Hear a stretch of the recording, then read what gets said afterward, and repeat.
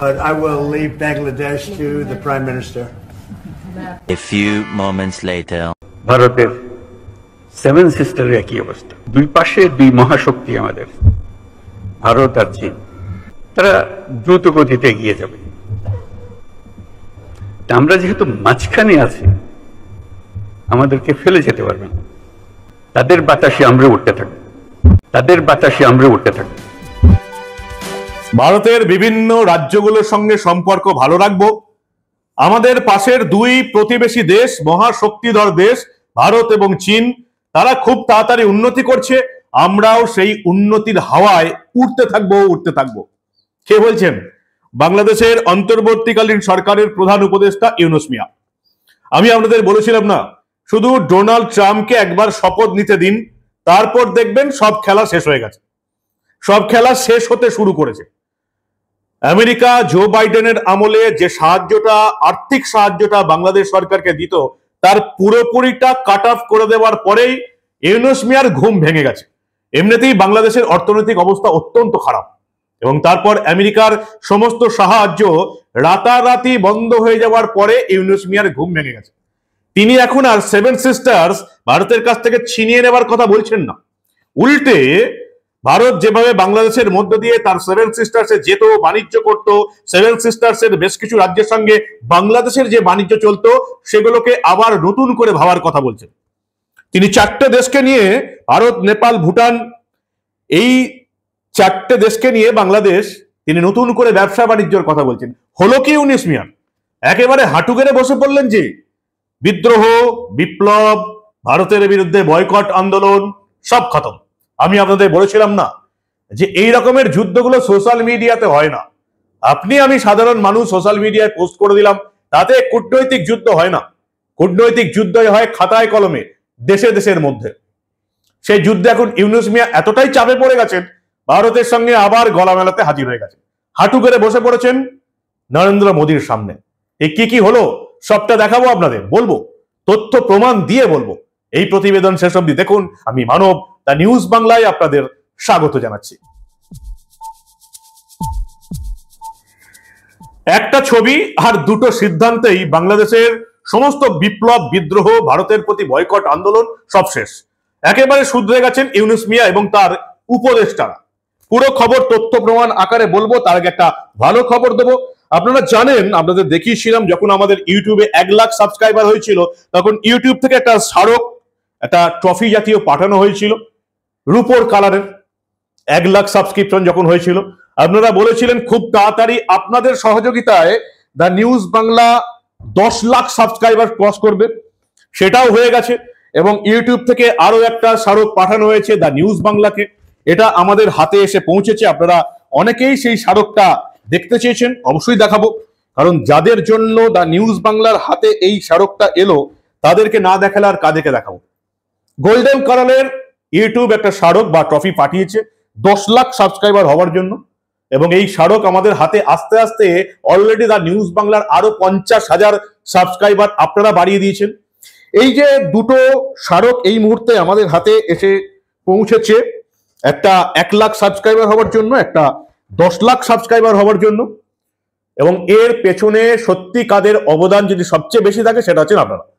যেভাবে আপনারা the news বাংলার ইউটিউব চ্যানেল দেখেছেন, অন্যকে দেখিয়েছেন, বিভিন্ন গ্রুপে শেয়ার করেছেন, তাই এই 1 লাখ এবং এই 10 লাখ সাবস্ক্রিপশনের জন্য ইউটিউব যে স্মারকগুলো পাঠিয়েছে, এর সবচেয়ে বেশি দাবিদার হচ্ছে আপনারা। তাই এই খুশির মুহূর্তটা আপনাদের সঙ্গে ভাগ না করে না নিলে অত্যন্ত অন্যায় হতো। আশা করছি আপনারা আরো বেশি করে ইউটিউব চ্যানেল দেখবেন আমাদের দ্য নিউজ বাংলা। আমরা কোনো ঘটনায় চেপে রাখতে দেবো না, সত্য কথাটা একেবারে তথ্য প্রমাণ দিয়ে আপনাদের কাছে আনবো। অনেকে অনেক খবর দেখাতে বলেন, এটা ঘটেছে, অমুক ঘটেছে, এটা তো উনি বলছেন। বলবেন না, কারণ আমরা তথ্য প্রমাণ দিয়েই দেখানোর চেষ্টাটা করি। কোথায় কি ঘটেছে, আমার কি মনে হলো, দিল্লিতে বসে আমার কি বন্ধু জানালো, বাংলাদেশে আমার পরিচিত কি ফোনে বললো, তাদের কিচ্ছু এসে যায় না। খাতায় কলমে কি ঘটছে যেটা আমি আপনাদের বলবো, সেটাই হচ্ছে খবর, যেটা আপনারা আপনাদের মোবাইলে সার্চ দিয়ে দেখতে পারবেন। বেশি বকা হয়ে গেল, এবার প্রতিবেদনে ফিরে আসি। ইউনূস মিয়া ভাষণে পরিষ্কার জানিয়ে দিয়েছেন, এই যে সেভেন সিস্টার্স ভারতের যেটা আছে, তার মধ্য দিয়ে ভারতের যে বাণিজ্য পথ ছিল সেটা আবার খুলে দেওয়া হবে। সেভেন সিস্টার্স এর সঙ্গে ভারতের, বাংলাদেশের যে বাণিজ্যগুলো হতো সেগুলো আবার নতুন করে করা হবে। এবং শুধু তাই নয়, মোহাম্মদ ইউনূস মিয়া ঘোষণা করে দিয়েছেন বাংলাদেশ, ভারত, নেপাল এবং ভুটান এই 4 দেশ মিলে একটি যৌথ অর্থনীতি গড়ে তোলা হবে।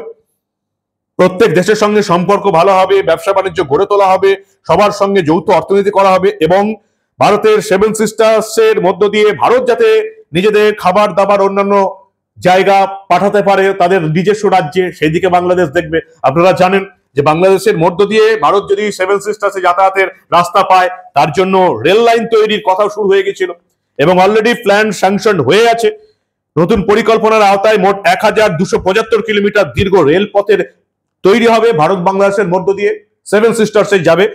14টা সেকশন থাকবে, এর মধ্যে বাংলাদেশের ভেতরে থাকবে 861 কিলোমিটার, নেপালে থাকবে 202 কিলোমিটার, উত্তর পূর্বাঞ্চলে থাকবে 212 কিলোমিটার। এই শেখ হাসিনার সময় এই পরিকল্পনা ফাইনাল হয়ে গেছিল এবং এটা ঠিক হয়েছিল যে এই করিডোর দিয়ে এবার রেল চলাচল হবে, ভারত বাংলাদেশ 7 সিস্টার্সের সঙ্গে বাণিজ্য যোগাযোগ শুরু হবে। এমনকি অনুমোদিত রেল রুট ঠিক হয়ে গেছিল, বালুরঘাট, হিলি, পার্বতীপুর, কাউনিয়া, লালমনিরহাট, মোগলহাট, গীতলদহ। 32 কিলোমিটার দীর্ঘের এই রেল পথে 14 কিলোমিটার হবে নতুন রেল লাইন, 18 কিলোমিটারের গেজ পাল্টানো হবে, সবকিছু ঠিক হয়ে গেছে। তারপরে বাংলাদেশ কাণ্ডের পর উত্তর পূর্বের সঙ্গে বাংলাদেশের বাণিজ্য বন্ধ হয়ে যায়, বাংলাদেশের ভেতর দিয়ে ভারত যে রাস্তা করে বলেছিল, রেল লাইন করে বলেছিল, সেসব পরিকল্পনা বন্ধ হয়ে যায়। ইউনূস মিয়া এখন সেই পরিকল্পনাগুলোকে সবুজ সংকেত দিলেন এবং বললেন ভারত এবং চীন দ্রুত গতিতে উন্নয়ন করছে, সেই উন্নয়নের বাতাসে মাঝখানে থাকা বাংলাদেশ উঠতে থাকবে। শুনুন ভালো করে। নেপালের যে অবস্থা, ভুটানের যে অবস্থা, নেপাল ভারতের 7 সিস্টারের একই অবস্থা। দুই পাশে 2 মহাশক্তি আমাদের, ভারত আর চীন। তারা দ্রুত গতিতে এগিয়ে যাবে। আমরা যেহেতু মাঝখানে আছি, আমাদেরকে ফেলে যেতে পারবে না। তাদের বাতাসে আমরা উঠতে থাকবো। আমাদের অঞ্চল হলো, উত্তরে হলো নেপাল আমাদের অঞ্চল। নেপালের সৌভাগ্য, তারা হিমালয় পর্বতের পাদদেশে আছে। দুর্ভাগ্য হলো সমুদ্রের দেখা তাদের হয় না। তাদের সমুদ্র দেখতে হলে আমাদের মাঝখান দিয়ে দেখতে হবে, আমাদের মাধ্যমে দেখতে হবে। সে পথ আমরা করে দিই, আমরা একসঙ্গে যৌথ অর্থনীতি গড়ে তুলি। তার সমুদ্রের অভাব, আমার পর্বতের অভাব, হাইড্রো, 2 অভাব একসঙ্গে পূরণ করে দুজনে। ভুটান একই কাণ্ড, তারও সমুদ্র দর্শন হয় নাই। তাকে সমুদ্রে আসতে হলে আমার পথ দিয়ে আসতে হবে, আমরা তাকে স্বাগত জানাই। তেমনি ভারতের পূর্বাঞ্চল একই অবস্থা, নেপালের যে অবস্থা, ভুটানের যে অবস্থা, ভারতের 7 সিস্টারের একই অবস্থা। তার সমুদ্র দর্শন তার হয় না, হবে না। তার সঙ্গে আমরা যোগ দিই একসঙ্গে এই অর্থনৈতিক অঞ্চল। আমাদের যে সমুদ্র বন্দর, তাদের মাল আনা নেওয়া করবে, আমাদের মাল আনা নেওয়া করবে, তাদের কাছে যাবে। তাদের অর্থনীতি আমাদের অর্থনীতি একসঙ্গে জাগবে। তারাও খুব কষ্টের অবস্থায় আছে, তারা খুব ভালো অবস্থায় নেই। তারা এই সুযোগ পেলে তারাও আনন্দিত, তাদের ব্যবসা আমাদের ব্যবসা, রমরমা ব্যবসা হবে, একসঙ্গে ব্যবসা হবে। যখন ভাষণ দিচ্ছিলেন তার সামনে ছিলেন আর কে ছিলেন? নতুন এই অন্তর্বর্তী সরকারের অর্থনৈতিক উপদেষ্টা সালাউদ্দিন আহমেদ, আইন উপদেষ্টা ডক্টর আসিফ নজরুল, তথ্য উপদেষ্টা নাহিদ ইসলাম, মন্ত্রিপরিষদ সচিব শেখ আব্দুল রশিদ এবং অ্যাডমিনিস্ট্রেটিভ সার্ভিস অ্যাসোসিয়েশনের সভাপতি মোহাম্মদ নজরুল ইসলাম। এরা বক্তব্য রেখেছেন। কেউ আর কোনো ভারত বিরোধিতা করেননি, আর কোনো ভারত বিরোধী মন্তব্য কারোর মুখে নেই। এতদিন যারা ভারত বিরোধী মন্তব্য করছিলেন, 7 সিস্টার ছিনিয়ে নেবার সম্পর্ক দেখছিলেন, আর কোনো ভারত বিরোধী মন্তব্য নেই। ভারত, চীন, বাংলাদেশ, ভুটান, নেপাল একদম ভাই ভাই করে একটা বিশেষ পরিকল্পনা দিয়েছেন মোহাম্মদ ইউনূস মিয়া। একটা ছবিতেই ইউনূস মিয়ার বক্তব্য একেবারে চেঞ্জ হয়ে গেছে। যে ছবিতে আপনারা দেখেছেন কিভাবে নরেন্দ্র মোদীকে স্বাগত জানিয়েছেন আমেরিকান প্রেসিডেন্ট ডোনাল্ড ট্রাম্প এবং চুক্তি হয়েছে, এবং তারপরেই ডোনাল্ড ট্রাম্প, তার আগেই অবশ্য আমেরিকা যে সমস্ত সাহায্য পাঠাতো সমস্ত বন্ধ হয়ে গেছে। United states agency for international development, USAID যেটাকে বলা হয় ইউএসএড, সেই সমস্ত সাহায্য বাংলাদেশে বন্ধ হয়ে গেছে। ফলে এখন বাংলাদেশ কঠিন চ্যালেঞ্জের মুখোমুখি। এরা নিজেদের ডাক্তার, ইঞ্জিনিয়ার এবং অন্যান্য সরকারি অফিসারদের আর মাইনে দিতে পারবে না, দুম করে সাহায্য বন্ধ হয়ে গেছে। এই বার্ষিক তহবিল যেটা বাইডেনের সরকার ইউনুস মিয়াকে করত, এই বার্ষিক তহবিলের পরিমাণ ছিল 200 মিলিয়ন মার্কিন ডলার। 223 সালে মার্কিন যুক্তরাষ্ট্র আরো একবার 490 মিলিয়ন মার্কিন ডলার দিয়েছে, 550 মিলিয়ন মার্কিন ডলার প্রদান করেছে। সেপ্টেম্বরে এই ইউনাইটেড স্টেটস এইডস যেটা আরো 200 মিলিয়ন মার্কিন ডলার দিয়েছে শুধুমাত্র নির্বাচিত সরকারটাকে হটানোর জন্য। আরো একটা ঘটনা আছে, 2.5 বিলিয়ন মার্কিন ডলার সহায়তা করেছে বাংলাদেশকে রোহিঙ্গা শরণার্থীদের জন্য, যাতে এই রোহিঙ্গা শরণার্থী দিয়ে বাংলাদেশের পুলিশ এবং সেনাদের কন্ট্রোল করে দেশে বিদ্রোহ ঘটানো যায়। ছাত্ররা যদি বিদ্রোহ ঘটিয়ে শেখ হাসিনা সরকারকে হটাতে না পারতো, তাহলে রোহিঙ্গারা বিদ্রোহ করত। এই ভারতবর্ষেও রোহিঙ্গাদের জন্য কিছু জনদরদি লোক শিক্ষার জন্য সুপ্রিম কোর্টে লড়ছে। পরবর্তী প্রতিবেদনে তাদের মুখোশ খুলবো আমি, দেখবেন আপনারা।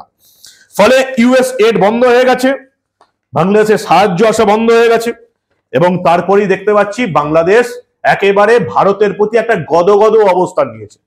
বিবিসি রিপোর্ট কি বলছে? বিবিসি রিপোর্ট বলছে ভারত থেকে সর্বশেষ অর্থ বছরে বাংলাদেশের আমদানির পরিমাণ ছিল 11.5 বিলিয়ন ডলার। কি কি আমদানি করতো? এই খাদ্যদ্রব্য, ব্যবসার অন্যান্য 11.5 বিলিয়ন ডলার। এটা ভারতের বাণিজ্য মন্ত্রণালয় রিপোর্ট, বিবিসি রিপোর্ট বার করেছে। 3 পণ্য আলু, পেঁয়াজ এবং চালের ক্ষেত্রে ভারতের উপর কতটা নির্ভরশীল? ভারতের বাণিজ্য মন্ত্রণালয় বলছে 2023-24 অর্থবর্ষে দেশটি থেকে 17 লাখ মিলিয়ন ডলারের আলু আমদানি হয়েছে। পেঁয়াজ কত আমদানি হয়েছে? পেঁয়াজ আমদানি হয়েছে ভারত থেকে বাংলাদেশে 20 কোটি মার্কিন ডলারের পণ্য। আর চাল 2023-24 অর্থ বছরে 1.5 কোটি ডলারের চাল রপ্তানি হয়েছে। কিছুটা কমেছে, কারণ এর আগের বছরে এটা ছিল 31 কোটি মার্কিন ডলারের চাল বাংলাদেশে রপ্তানি করা হয়েছে। জাতিসংঘের বাণিজ্য বিষয়ক ডাটাবেস অনুযায়ী 2023 সালে বাংলাদেশে 8 কোটি ডলারের বেশি চাল রপ্তানি করেছে ভারত। পরিমাণের দিক দিয়ে 2,15,000 টন। সব দিক দিয়েই তারা ভারতের উপর নির্ভরশীল। আমেরিকার টাকা বন্ধ হয়ে গেছে, ফলে ইউনুস মিয়ার মুখে এখন সন্ধি চুক্তি। হাঁটু গেড়ে বসে পড়েছেন ইউনুস মিয়া গোটা ভারতবর্ষের সামনে। তার অর্থনৈতিক উপদেষ্টারা, বাকি উপদেষ্টারা চুপ মেরে গেছেন। কারোর মুখে কোনো ভারত বিরোধিতা নেই। কেউ আর 4 দিনে কলকাতা দখল, 7 দিনে বাংলা, বিহার, উড়িষ্যা দখলের কথা বলছিলেন না। বলেছিলাম না আপনাদের, কূটনৈতিক লড়াইটা এত সোজাও নয়। আপনারা যারা বিভিন্ন হোয়াটসঅ্যাপ গ্রুপ এবং অন্যান্য ফেসবুকের পেজ দেখে প্রশ্ন করছিলেন না, ভারত কি করছে, মোদী কি করছে, ভারত কি করছে এবং মোদী কি করছে, সেটা তো আমার আপনার মতন ফেসবুকে পোস্ট দিয়ে জানাবে না। তারা কি করছে আপনারা ইউনুস মিয়ার মুখে শুনতে পাবেন। একটা ছবি গোটা ভারতবর্ষ কেন, গোটা পৃথিবীর মানচিত্র চেঞ্জ করে দিয়েছে, ভয় পাইয়ে দিয়েছে বাংলাদেশকে। আমেরিকার সাহায্য বন্ধ হয়ে গেছে, এবং কিছুক্ষণের মধ্যে কি হলো, ইউনুস মিয়া ভারত, বাংলাদেশ, নেপাল, ভুটানকে নিয়ে নতুন বাণিজ্যের সম্ভাবনা দেখছেন। 7 সিস্টার্স এর সঙ্গে বাণিজ্য করবেন, এবং বাংলাদেশের মধ্য দিয়ে ভারত যে রেলপথের সূচনা করবে বলেছিল, সেই দিকেও নজর দেবেন ইউনুস মিয়া। কি বুঝলেন? কূটনৈতিক লড়াই এত সোজা নয়। ফেসবুকে আর সোশ্যাল মিডিয়ায় পোস্ট করে দিলাম, মোদী কি করছে, ভারত কি করছে, ভারত কি করছে, এই প্রমাণ এবার আপনারা হাতে কলমে পেলেন। কি বলবেন আপনারা? আপনাদের মূল্যবান এবং গুরুত্বপূর্ণ মতামত জানান দা নিউজ বাংলার কমেন্ট সেকশনে। দেখতে থাকুন দা নিউজ বাংলা। আমরা আন্তর্জাতিক দুনিয়ার, বিশেষ করে প্রতিবেশীদের এই ধরনের কোনো খবর চেপে রাখতে দেব না।